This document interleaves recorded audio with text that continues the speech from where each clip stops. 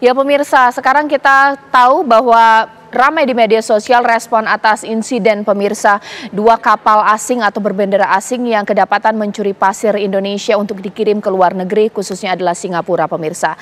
Dan untuk melihat informasi seperti apa lebih lengkapnya, kita simak informasi berikut ini.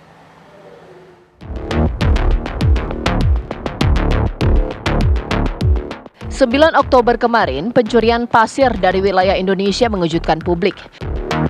Dua kapal asing yakni kapal Chen 6 dan Zhou Sun 9 kedapatan mencuri pasir dalam jumlah besar di perairan Batam, Kepulauan Riau.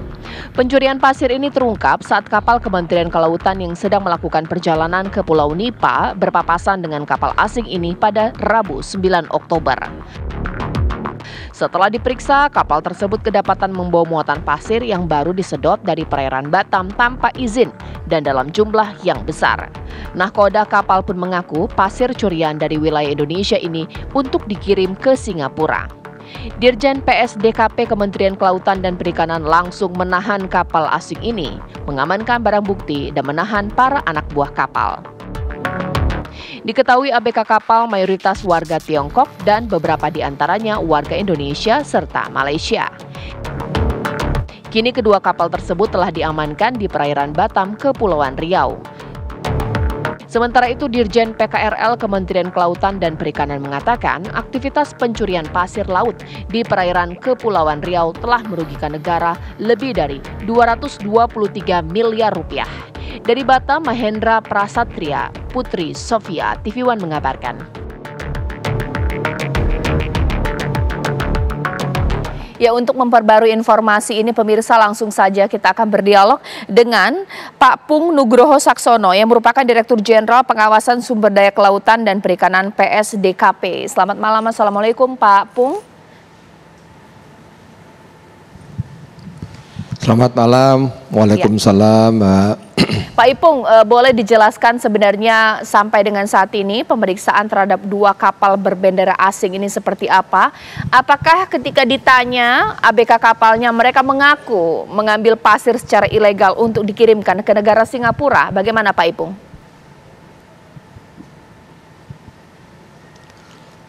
Baik, terima kasih. Jadi saat itu kami akan ke Pulau Nipa bersama Pak Menteri, Mbak. Jadi kejadiannya itu. Nah, kapal ini yang YC ini berpapasan dengan kami, terus maka kami hentikan di situ, kami lakukan pemeriksaan. Pada saat kami periksa, kapal tersebut tidak bisa menunjukkan dokumen sama sekali, dokumen kapal maupun dokumen muatan.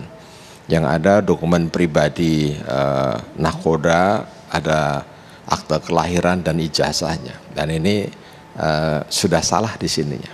Kemudian dari keterangan nahkoda, kapal tersebut menghisapnya itu pasir itu 9 jam. 9 jam palka sudah penuh, ada 10.000 metrik ton di kapal yang YC, yang kapal YS itu kurang lebih 7.500 meter kubik, maaf. Nah, di sini mereka memang mengakui akan dibawa ke Singapura kapal tersebut.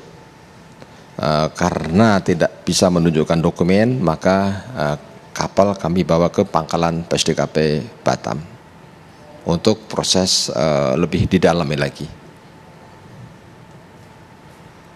Baik. Demikian, Mbak. Pak Ipung, lantas treatmentnya seperti apa, Pak? Apakah lantas memberikan sanksi hukum, ataukah mungkin sudah dihubungi pihak pemilik kapal atau siapa yang menyuruh untuk mengambil pasir secara ilegal? Seperti apa? Baik, jadi pemilik sudah menghubungi melalui orang lain, Mbak. Orang lain menghubungi dari orang-orang kami. Dan kami nyatakan karena kapal ini tidak bisa menunjukkan dokumen dan sebetulnya sudah lama kami pantau kapal ini melalui AIS, dia ada AIS-nya. Kapal ini kadang ada di dalam perairan kita, kemudian di dalam mereka di perbatasan gitu cara ngisapnya. Dan panjang belalainya itu kurang lebih 103 meter, artinya pada saat mereka tuh melakukan penyedotan tuh kapal tuh jalan sambil menyedot itu dengan kecepatan 1 knot gitu tuh. Jadi di situ pun mungkin malam sehingga sulit kita menangkap tangan saat itu. Nah kebetulan di hari itu tanggal 9 kemarin kami dapati kapal tersebut papasan, yang mana kapal ini sudah lama kami pantau. Itu demikian. Jadi kalau pemilik menghubungi secara langsung, pemiliknya tidak menghubungi kami, tapi melalui orang-orangnya, dan kami nyatakan kami masih dalami kasus tersebut. Sampai hari ini kami sudah ada titik-titik terang untuk membuktikan bahwa kapal tersebut agak terbukti di situ, Mbak. Berdasarkan pendalaman Pak Ipung, ini bukan yang pertama kali dilakukan kan? Betul. Jadi pengakuan nahkoda, dia satu tripnya 3 hari bolak-balik dari Singapura ke tempat pengisapan, kemudian balik lagi itu 3 hari. Dalam 3 hari dia bisa bawa 10 meter kubik, 10.000 meter kubik. Ya kan? Sebulan dia sebulan 10 kali.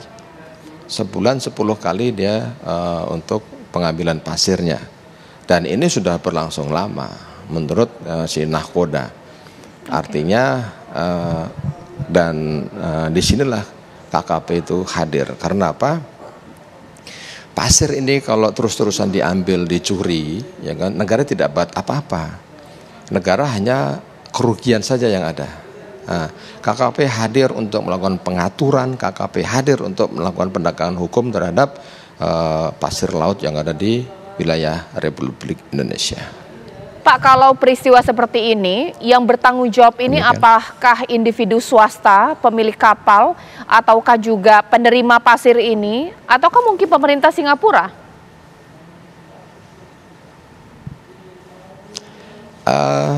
Kami masih dalami dalam hal ini, artinya kalau dalam hal praduga tak bersalahnya atau ketika nanti terbukti salah, yang jelas pasti dari kapal maupun pemiliknya. Terlebih nanti dikembangkan ke siapa penerimanya itu nanti, Mbak. Yang jelas bagaimana kami bisa membuktikan dulu bahwa kapal ini benar-benar melakukan pengambilannya di wilayah kita, dan titik-titiknya sudah ada, kami lihat di logbooknya. Itu ada titik-titik yang masuk ke wilayah Republik Indonesia. Baik, karena kami menghitungnya bukan saat ini saja, kita bisa melihat dari selama di tahun ini gitu, itu bisa kelihatan. Lantas berapa potensi kerugian negara Pak atas insiden ini? Ya kalau dihitung dari 10.000 misalnya gitu aja, satu kapalnya, Mbak, ya 10.000, terus kemudian 10 meter kubik, kemudian dikali 10 kali dalam sebulan, terus dikali lagi 1 tahun, itu bisa 350 miliar, 300-an sekian miliar, itu satu kapal, ya kan? Dan ini baru kerugian pasirnya, materialnya, belum ekologinya. Nah, kita bicara ekologi lebih besar lagi, Mbak, di situ. Jadi itulah perlu adanya pengaturan sehingga negara itu dapat PNBP, negara dapat ada manfaatnya di situ. Kalau barang itu tidak diatur, dicuri-curi terus, negara nggak dapat apa-apa. Di sini KKP hadir untuk melakukan pengaturan dan penegakan hukumnya. Demikian. Kalau posisi kapal dan juga para ABK kapal ini, Pak, berarti ditahan ya, Pak, ya? Diamankan saat ini masih, karena belum P21 masih kami amankan, artinya tidak boleh bergerak, tidak boleh kemana-mana, supaya untuk menambah atau untuk melakukan pemeriksaannya itu akan lebih mudah, Mbak. Gitu. Tapi apakah mereka kooperatif untuk menjawab pertanyaan, Pak? Ataukah sudah tercetus jawaban sebenarnya pasir ini diperuntukkan untuk apa? Apakah untuk menambah luasan pulau reklamasi yang ada di Singapura atau bagaimana? Mereka kooperatif dan mereka mengaku memang itu untuk menambah, untuk setorkan atau ditaruh di Singapura. Baik, baik Pak Ipung, lantas bagaimana Pak untuk upaya pencegahan agar peristiwa ini tidak terjadi? Mengingat bahwa personil KKP sendiri terbatas, Bakamla juga terbatas, luasan laut Indonesia terbatas, tidak mungkin semua diawasi, dijaga dengan potensi kerugian negara akibat pencurian pasir ini, Pak. Baik, kami melibatkan seluruh aparat yang ada di Republik ini, Pak. Dari Moni Angkatan Laut, Bakamla, polisi, bea cukai, termasuk BIN. Kenapa BIN? BIN itu Mbak, informasinya luar biasa. BIN itu ibarat kita tuh di supermarket, mau belanja masalah atau mau belanja informasi itu semua ada. Jadi kami bisa koordinasi, kami bisa dapat informasi dari BIN, di sana ada kejadian, di sana ada peristiwa, itu yang kami peroleh. Dan kami juga punya masyarakat, kelompok masyarakat pengawas. Siapa dia? Itu ada nelayan, di situ ada masyarakat yang memang kerja di laut, semua bisa akses ke kami. Nah, informasi itu ya yang kami gunakan, dan tidak hanya KKP yang hadir di laut. Semua aparat di laut dan masyarakat kita libatkan untuk mengamankan perairan, apalagi perbatasan, Mbak ya. Perbatasan ini sangat rawan. Disinilah wibawa negara kita harus junjung tinggi, harus kita pertahankan. Baik, Pak, kalau untuk pasirnya ini, Pak, apakah harus pemeriksaan lengkap dulu untuk baru dikembalikan atau bagaimana? Pasirnya nanti ketika itu menjadi produk, menjadi barang bukti, nanti akan menjadi untuk barang bukti di pengadilan dulu. Jadi keputusan nanti di pengadilan atau keputusan nanti endingnya seperti apa, nanti kita tunggu endingnya. Yang penting sekarang kami pastikan kami akan ungkap bagaimana peristiwa ini, bagaimana kami bisa menangani dalam hal ini. Baik Pak, ini pertanyaan terakhir ya Pak ya, kalau sudah ditangkap seperti ini, tapi adakah upaya untuk bentuk mengamankan lobi-lobi, mungkin mereka mengaku punya petinggi di Malaysia, Singapura, sehingga prosedur hukum bisa dilewati, dikembalikan, pasir kita diambil seperti apa Pak Ipung? Baik Mbak, jadi Pak Menteri kami, Pak Trenggono sangat perhatian, atensi sekali terhadap peristiwa kasus ini.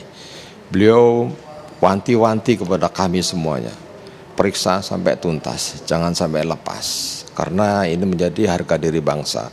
Karena apa? Sumber daya kelautan kita ini sebetulnya kaya. Ketika kita lengah, ketika hanya bisa dilobi, sayang sekali.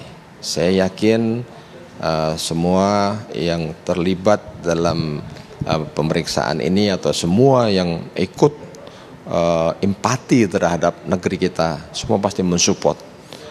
Kami sudah dihubungi juga teman-teman para akademisi maupun LSM, mereka mendukung kami semuanya. Bahkan mereka siap membantu apabila diperlukan dalam hal untuk menyelesaikan peristiwa ketika ada orang lobby gitu Mbak. Kami tidak sendiri dalam hal ini.